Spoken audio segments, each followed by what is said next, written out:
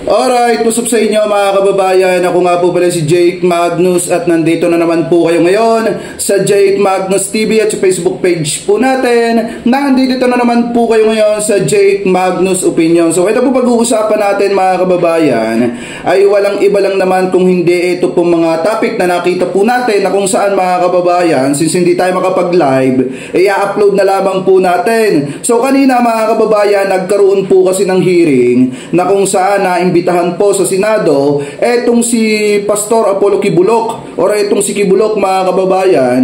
At ang tanging nakakapagtaka lamang po sa sobrang dami ng senador, tatlo mga kababayan yung nakita lang natin na talagang pumiga dito kay Kibuloc. Yung dalawa pa nga nawala mga kababayan, at tanging si Senator Risa Hontiveros lamang yung isang pinaka nagtagal na umuusik dito kay Kibuloc dyan po sa Senado at nagtatanong kay Kibuloc mga kababayan. Kaya nga kung titingnan natin pagdating sa katotohanan, madali nating makita kung sino po talaga yung senador mga kababayan na pro-Pilipino. Ano po, dahil kung titingnan natin, ako personally mga kababayan, ng panahon ng eleksyon, hindi ko naman talaga ibinoto etong si Senator Risa Hontiveros. Pero mga kababayan, sa ipinapakita niya ngayon, talagang deserving niya nga palang iboto. Hindi mga kababayan sa pagiging plastic kasi sinasabi lang natin yung nakita natin kanina sa hearing. So ngayon mga kababayan, yung mga kayabangan ni Kibuloc nung siya ay malayapat nasa kay OGC, mga kababayan, ngayon kinain ni Kibuloc. Bakit? Kasi kung titingnan nyo, ang puro sagot nitong si Kibuloc mga kababayan,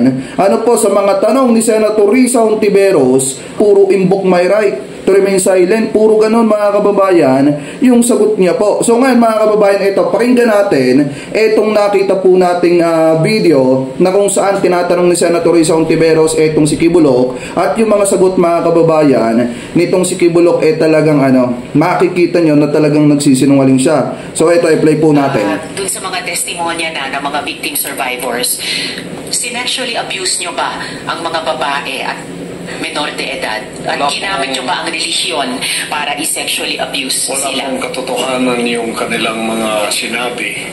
Kung meron po silang mga charges na kriminal laban sa akin, malaya po silang mag-file ng kaso at doon ko haharapin at sasagutin sa tamang forum sa korte ng ating lupa tulad ng kinakarap namin ngayon. And actually, on that matter and for the record, sinasabi ni Kibuloc mga kababayan na kapag may mga gustong iakusa sa kanya, magsampa na lamang daw po ng reklamo laban sa kanya at sasagutin naman daw niya sa korte ng kanyang lupa. Gaya daw mga kababayan ng ginagawa niya ngayon. Pero alam naman natin mga kababayan, from the start, lalo na nung pumutok yung issue patungkol sa kanya, kung hindi pa siya nahuli, hindi naman niya talaga sasagutin sa korte yung mga inaakusa laban po sa kanya. Ano po, so ngayon ipagpatuloy pa natin. May at least isa sa victim survivors na dati nang naghain ng kaso sa inyo sa Davao, kaya lang dinismiss, kaya inappeal nila sa Department of Justice. Yun naman pong mga testimonya ni na Miss Valdewesa at ni Julia, tinatanggi nyo ba ang mga testimonyang ito? Tinatanggi ko po. Wala pong mga katotohanan yung kanilang mga sinasabi, kundi sa aking paningin ay kabaliktaran. Ngunit hinahamon ko po silang mag-file ng kaso sapagkat ito ay mga kriminal na mga allegations at ito ay para maging fake. Kasi yung tinutukoy kasi dito mga kababayan, ito yung isang Ukrainian, tapos ito yung ginutom daw di umano mga kababayan bilang punishment ng KOGC doon po sa ilang mga member na siguro nakagawa ng pagkakamali mga kababayan. Ano po, so ipagpatuloy pa natin.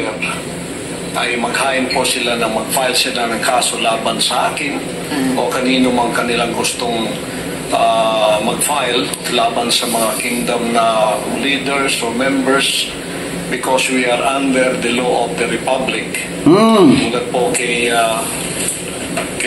Masayon, yung kanyang sinabi. Pastor, i-interrupt ko muna kayo doon dahil tinatanong ko muna yung mga testimonya ni na Miss Valdewesa at ni Julia. Inalimos niyo po ba yung mga...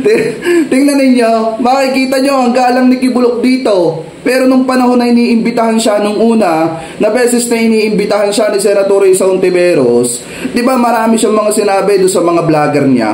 na kung saan hinahamon pa nga niya itong si Senator Risa Hontiveros na mag-usap sila doon sa KOJC, mga kababayan. Ano po, so ngayon kung titingnan po natin, mga kababayan, dito makikita nyo na parang tumiklop ata ang buntot ni Kibulok, mga kababayan, kay Senator Risa Hontiveros. At makikita nyo na sobrang galang niya, mga kababayan, na parang pinitpit na luya. So ngayon, ipagpatuloy pa natin. Para i-sustain ang operasyon ng KOJC at para tustusan ang inyong lifestyle. Wala po kaming mga palisiya na magpalimos ang bata. Pero walang polisiya man, pinalimos nyo ba sila? Hindi po. Wala pong katotohanan yun. Okay. Dito sa point na ito, mga kababayan, nakikita natin na na nagsisinungaling dito itong si Kibulok. Bakit, mga kababayan? Kasi alam naman natin from the start, nakita nyo naman yung mga video na ginawa natin ng reaction ng mga nakaraang buwan, na kung saan talaga may mga naglilibot, hindi lang dito sa Pilipinas, yung mga nagtitinda ng OTAP, kung hindi, mga kababayan, maging sa iba't ibang mga bansa. Tapos, mga kababayan, ito pa yung pinakamatindi dito. Kapag ka itinatanong na sa kanya yung about dun sa mga fake marriage, mga kababayan, at yung iba pa, eto na po yung mga magiging sagot niya. Ipagpatuloy pa natin. Mga adults po, pinalimos nyo ba sila o pinayagan nyo ba silang maglimos para sa operasyon at lifestyle ng KOJC? Wala pong ganon ang kingdom na magpalimos. Wala mang polisiya pero pinalimos nyo ba sila, yung mga adults? Hindi po. Wala pong katotohanan yun. Alright. Pinayagan nyo ba yung mga abuso at pag-torture sa mga miyembro nyo? Halimbawa yung parusang dry fast? Hindi rin po polisiya ng kingdom ang batas ng pagparusa ng tao ay ipapasting para ito yung ito yung lagi ko napapansin dito sa sinasabi ni Kibulok. Lagi niyang sinasabi, mga kababayan, na hindi pulisiya ng KOJC yun. Pero kung titingnan natin, mga kababayan, dapat sinasagot niya to ng direct to the point Nang sinasabi niya kasi puro pulisiya ng KOJC. Ang tinatanong kasi dito, kung inutos ba niya na etong mga taong ito ay gutumin bilang parusa po sa kanila, mga kababayan. Kasi hindi lang naman kasi isang tao yung nagsasabi na ginutom sila ng ilang araw. Hindi lang po isang tao, kung hindi, mga kababayan, yung mga nabiktima, halos iisa lang yung sinasabi. So ngayon, ipagpatuloy pa natin. Napansin ko po, lagi kayo nagre-refer sa polisiya. Diba? Tinatanong ko po ay yung practice. So, pinaabuso nyo ba, pinatotorture nyo ba yung mga miyembro nyo? Pinapadry fast nyo ba sila? Sa freedom of religion po natin, meron tayong separation of church and state. At tulad ng sinabi ko, yung fasting ay voluntary kung tatanggapin mo. Hindi po ipinipilit. Alright. Kayo ba yung nakaisip nung modus na piliting magpakasal yung mga miyembro nyo na hindi naman magkarelasyon para manatili sila sa ibang bansa? Sino pong nakaisip nun, nung modus na yun? Because this is under the investigation already, I invoke my right to remain silent on this issue. Alright. Quickly lang po kay Ate. Yan na, mga kababayan. Diyan na magsisimula ang pagiging mayo nitong si Kibulok, mga kababayan. Nakada may mahihirap ng tanong na itinatanong sa kanya itong si Senator Risa Hontiveros, puro invoke my right na lang, to remain silent yung isasagot niya, mga kababayan. So ipagpatuloy pa natin. Yung dry fast po ba, voluntary ba ito? Yan. No, for sure. No. Alright. Salamat po. It was an instruction. Hindi siya voluntary. Ibig sabihin, sinasabi nitong isa sa mga nabiktima, mga kababayan, nitong utos nitong si Kibulok, mga kababayan, na gutumin yung mga tao bilang kaparusahan sa kanila na mga member ng KOJC ay instruction. Ibig sabihin, iniutos siya. Hindi po siya voluntaryo. Kasi sinasabi kasi dito ni Kibulok, mga kababayan, voluntaryo daw. Yung ginagawa na paggutom sa kanilang mga sarili nung mga taong ito na nagrereklamo. At hindi daw po niya iniutos yan. So ngayon, ipagpatuloy pa natin. Instruction or utos siya. Alright. Salamat po. Mr. Kibuloy, boses niyo ba yung nasa audio file kanina, yung binabantaan mo yung si Stephanie o si Pane? kailangan po i-authenticate kasi ngayon malakas ang AI. So pero boses nyo ba yon? Yung nagbabanta kay Pane o kay Stephanie? It appears na parang boses ko. Po ma-authenticate kasi ngayong panahon na to, malakas ang AI. At sino po si Stephanie? Ngayon mga kababayan, ito yung problema kasi dito. Since lumalakas nga po yung artificial intelligence sa kasalukuyan, pwede po nilang palabasin na yung boses na ginagawa natin ng reaction nung nakaraan, na tinatranslate pa nga natin sa Tagalog mga kababayan, na kung saan tinatakot niya yung mga pastoral na habulin ng angel of death. Kapag ka lumabas dito po sa KOGC, at di ba nagsalita pa nga doon si Kibulok na kapag ka ikaw ay nakipag-usap, ikaw ay pastoral, nakipag-usap ka sa lalaki, parang binigay mo na yung sarili mo. Ngayon itinatanong ni Senator Risa Hontiveros kung boses ba ni Kibulok mga kababayan yung tinutukoy po doon sa recording na yon na lumabas. Kasi sinasabi ng mga DD shit, sinasabi din ng mga taga KOGC na taga-suporta nitong si Kibulok mga kababayan na yun daw po ay artificial intelligence. Pero mga kababayan, di ba itinanong pa nga ni Senator Risa Hontiveros kung boses ba ni Kibulok yung nag-a-appear dun po sa recording. Ang sagot ni Kibulok mga kababayan, malakas daw ang artificial intelligence or yung AI, kaya dapat daw pong authenticate muna. Pero aminado siya mga kababayan na parang boses daw niya talaga yung naando doon. Ano po, so ngayon ipagpatuloy pa natin. Para sino po si Pane? Isa po sa mga manggagawa. Ano po yung relationship o relasyon nyo kay Pane o Stephanie Ibarra? Isa pong manggagawa. Isang manggagawa. Pero hindi ba totoo na kinukup nyo siya, kinuha nyo sa inyong pag-aalaga nung siya ay 2 years old pa lamang? May ads pa.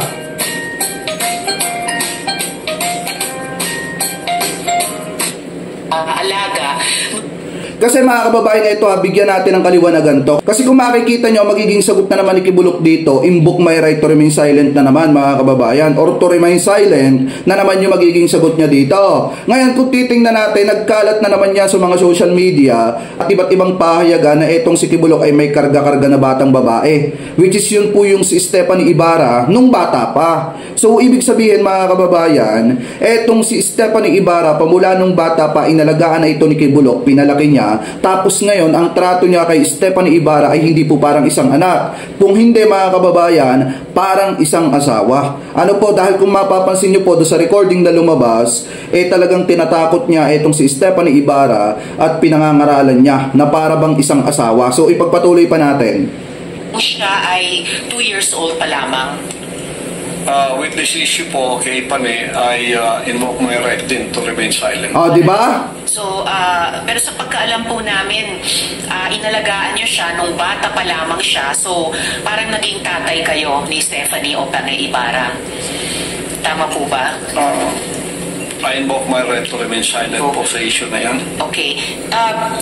Kasi kung makikita nyo, bulong kasi ng bulong dito si Israelito Torion mga kababayan Siya kasi yung nagdidikta kay Kibulok. Kasi kung papansin ninyo kada may itatanong si Senator Risa Hontiveros, bulong ng bulong itong si Torion. Kaya ang ginagawa naman itong si Kibulok mga kababayan, hindi niya sinasagot. Puro invoke my right yung sinasabi niya. Patungkol po mga kababayan, dito po sa issue pong ito. Ano po sa mga itinatanong sa kanya. Kaya nga kung titingnan nyo, dapat hinahayaan ni Torion na magsalita yung kanyang kliyente. Na masagot yung mga tanong na madali namang sagutin mga kababayan. Hindi naman mahirap sagutin, kaso nga lang kada bubulong si Torion, yun, invoke my right to remain silent yung sagot nitong si Kibulok. So ipagpatuloy pa natin. Sa audio file naman po, sa kabila nung sa pagkaalam ay kinupkup nyo siya nung 2 years old pa lamang, bata pa lang siya na parang naging tatay kayo niya.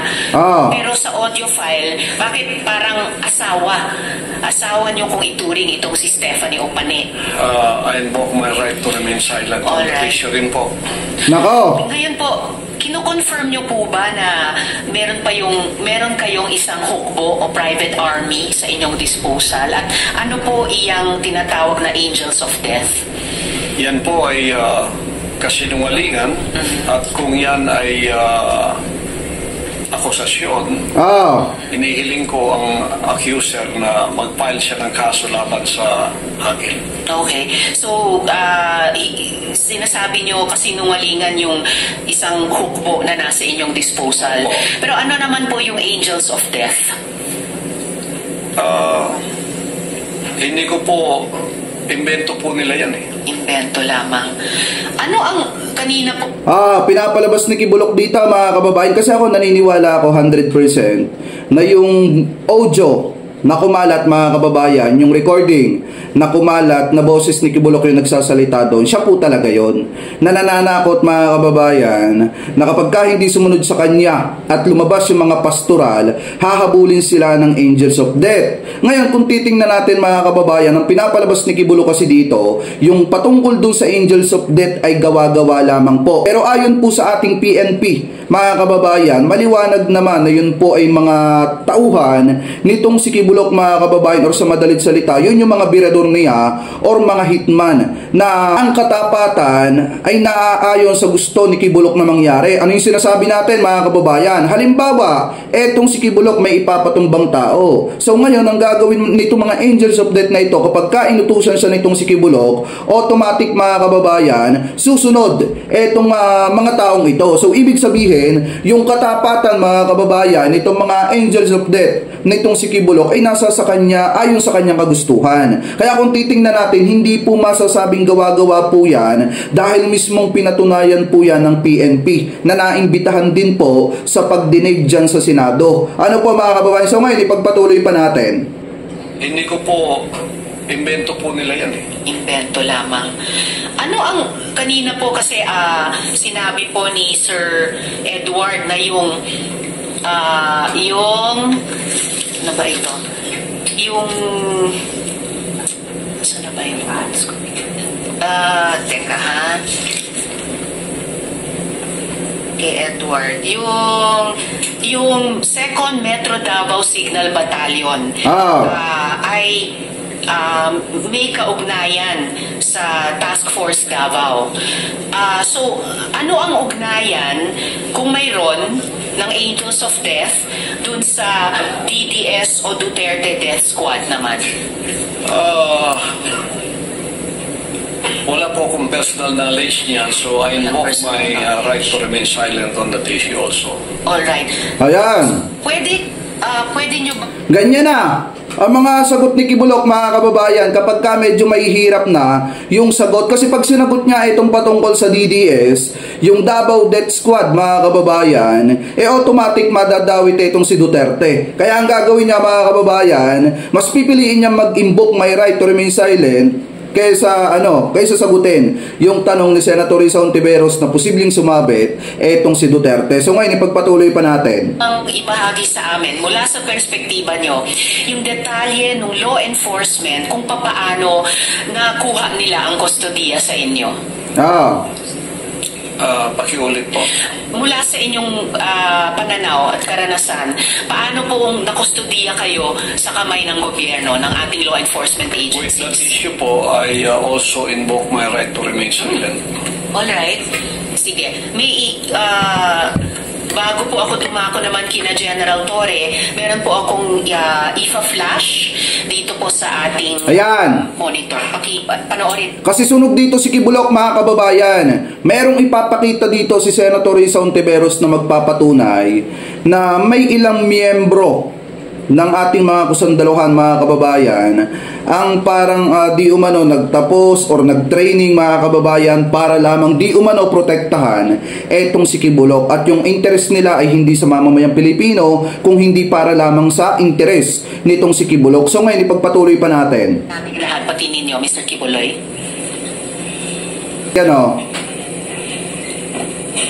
Inaayos lang po yung pag-flash natin dito. Mamaya itong picture na ito ipa-flash natin to dyan mga kababayan. Ipapakita ko sa inyo yan mamaya. Naglalag lamang po pero andito na dito sa gilid. Yan. Ayan o. Meron pa lang ako nakikitang pamagat ng event, a closing ceremony. Okay. Welcome closing ceremony. Military orientation training. Baka ito yung binanggit ni Edward kanina na ganitong klaseng training ng mga paaru na nasa 2nd Metro Davao Signal Battalion na may kinalaman sa Task Force Davao, yung paaru sa ilalim ng 11 RCTG or yung 1105th Community Defense Center. Okay. Edward, alam nyo ba ito? Ayan. Yung closing ceremonies ng military orientation training na to? Madam Chair, una sa lahat, yung curriculum po yung TF Davao, separate po yung iba yun. Opo. Unang training po yun ng batch ng worker. Okay. Lately, naging pumasok na sila sa PARO. Yun na yung national. Separate po yung task force na po sa PARO. Yung PARO nag-start 2015 po. Baka malito kayo mga kababayan, eto nagsasalitang ito, yung isang member ng KOGC na nagsasalita, yan po yung isa sa mga kasama na nangharas sa mga lumad na tao mga kababayan or sa mga katutubo natin mga kababayan dahil sa inagawa ng lupa nitong si Kibulok. So ngayon ipagpatuloy pa natin, ipagpatuloy pa natin. Yan po yung mga lately na yan ng mga batch na mga na mga training po. Kasi hindi lang naman sa aming batch 2015 yung may training every year nag-help po ng training. Kung mapapansin niyo po, pagkakaalam ko hindi pa Brigadier General po si Buloy nung time na yan, nung time namin. Parang bago lang tayo naging Brigadier General sa reserve unit. Yes, na nakikita natin sa letrato na natakpan lang ng bilog sa kanila, pero P-Gen, Pastor Apollo C, na nag-suppose Kibuloy. Pwede nyo bang i-confirm ito, Mr. Kibuloy? Yan.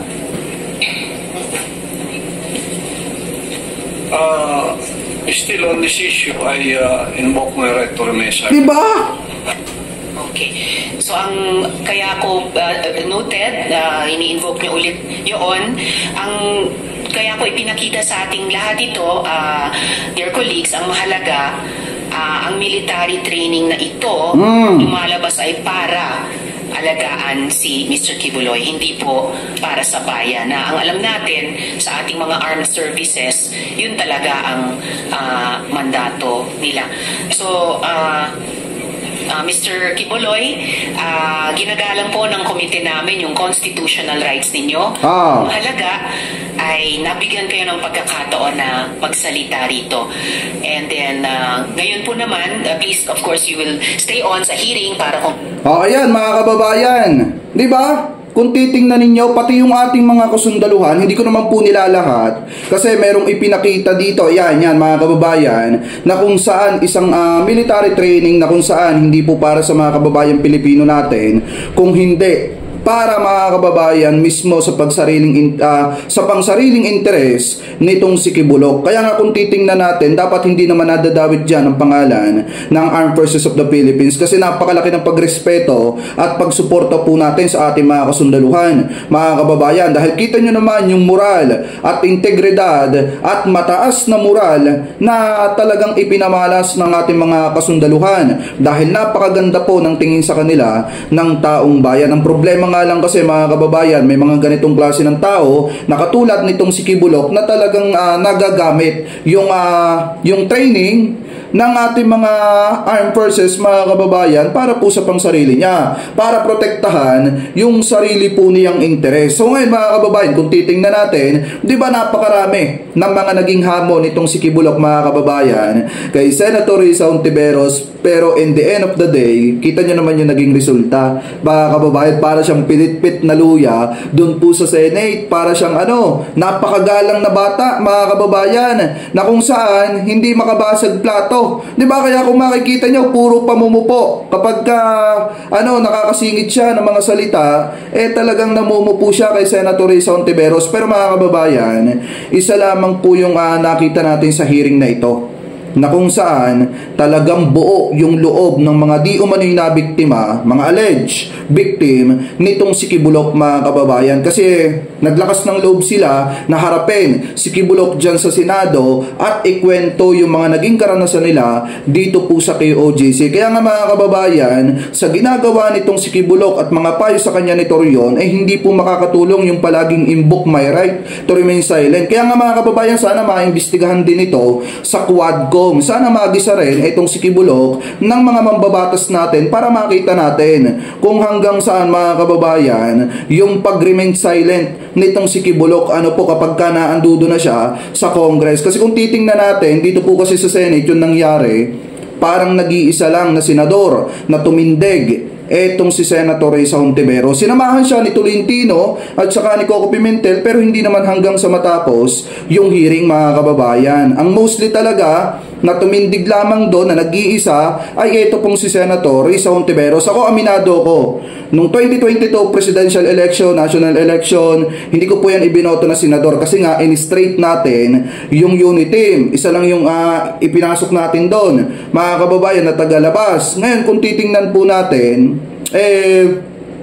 eto, napakaliwanag na hindi nasayang yung boto ng kanyang mga taga-suporta sa kanya. Dahil nga mga kababayan, si Senator Risa Hontiveros kasi ginagampanan niya yung tungkulin niya na mabigyan ng hustisya yung mga kababayan po nating Pilipino na nabiktima di umano nitong si Kibuloc. Kahit na ang makabangga po niya at masagasaan niya ay isang katulad nitong si Kibuloy. Ano po, na kung saan big fish, mga kababayan, malawak ang koneksyon at kaibigan pa ng dating presidente. So kayo, ano po ang komento nyo, mga kababayan, hingil po sa usapin na ito, hingil po sa topic na ito na atin pong pinag-usapan at atin pong tinalakay. Ano po ang masasabi nyo, mga kababayan, hingil sa pagiging magalang nitong si Kibuloc kay Senator Risa Hontiveros? Ano po ang komento nyo, mga kababayan, hingil po sa usaping yan. So comment below na lamang po kung ano po ang opinion po ninyo, hingil po dyan sa pagiging magalang ngayon ni Kibuloc, mga kababayan, at pag-iwas sa mga tanong ni Senator Risa Hontiveros. Comment below na lamang po kung ano po ang komento nyo, hingil po dyan. At bago po tayo pansamantala magpaalam, maraming salamat po sa lahat ng Team Replay na hindi po nakakalimutan mag-iwan ng inyong mga komento, mag-like ng ating mga video at mag-subscribe sa ating YouTube channel, at higit sa lahat, huwag po mag-skip ng ating mga ads. Maraming salamat din po, mga kababayan, sa lahat ng patuloy na nag-aabang at sumusuporta dito po sa ating channel, ano po, dito po sa ating programa. At maraming salamat din po sa lahat ng mga kababayan po nating Pilipino na laging nakaantabay. Thank you po sa inyong lahat at mag-iingat po kayo palagi, lalo na at napakalakas po ng bagyo ngayon, napakalakas ng paggulan, mga kababayan, at talagang yung mga nasa sa karsada, mga nagmamaneho, sana mag-ingat po kayo. Ano po, at gabayan po kayo ng ating Panginoon. Ride safe po, ingat po sa daan, madulas ang daan, malakas ang ulan, ingat po kayo palagi. God bless po. Thank you po.